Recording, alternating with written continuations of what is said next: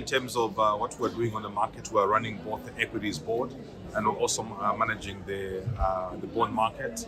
We are just about to launch our first, exchange traded fund, which will be premised on gold, and this will be a dual listed, commodity product that is listed on the JSE and also listed here in Zambia.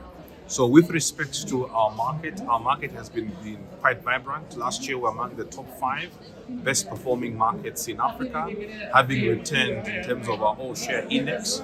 We closed the year at about 43 in local currency, 43% in local currency as gains.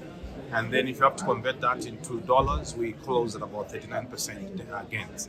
So in terms of our performance last year, very overwhelming. And even this year, we're still being ranked among the top 5 exchanges that are existing here in Africa. And that just gives you a sense in terms of the dynamic nature of our markets and how we continue to support various products and investors that are coming through to market.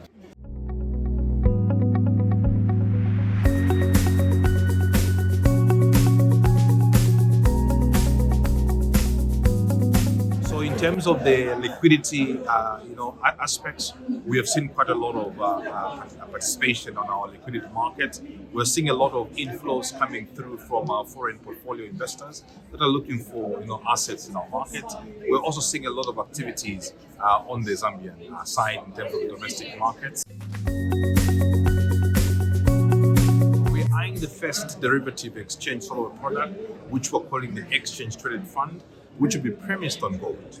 So for us, that will be the first sort of derivative trading on the market. But what we want to be able to launch is a commodity side, and that is going to be the first commodity product on the market.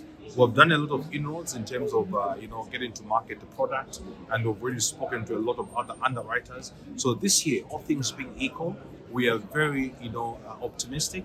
We must be able to go live with that particular product of the ETF in this particular year. And that potentially gives us the first IPO on the derivatives markets that can then pull in a lot of other investors to come and invest in our markets. And you're expecting this year? Exactly. So we had moved it from last year to this year. And this year we've made quite a lot of grounds, and our anticipated dates will be sometime in the early part of Q3.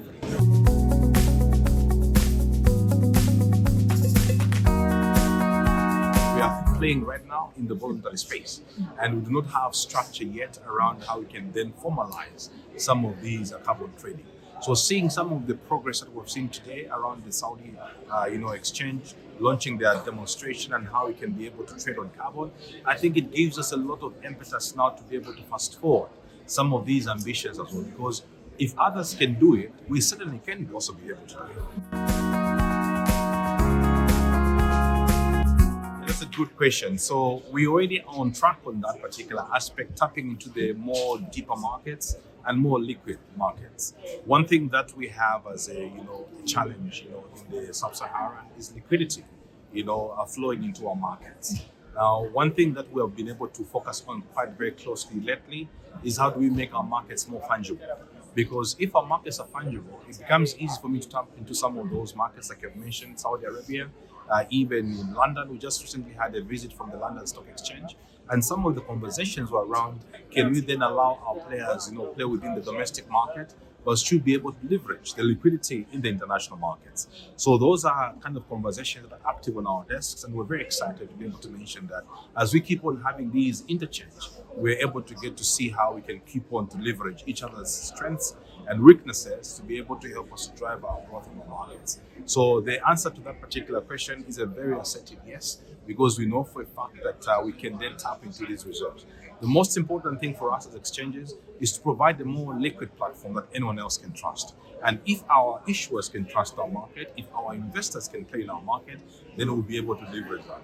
So indices, like you have given an example on, are things that we're playing around with. Because then even though I'm not in Saudi Arabia, I can have a parallel index, launched on our market that can then be able to track some of those particular, permutations and help our investors on our local markets to be able to get to have a view of what's happening across the border. So for us, we're excited, and definitely we are waiting to partner with us. And which country you can start with for that, Saudi or London?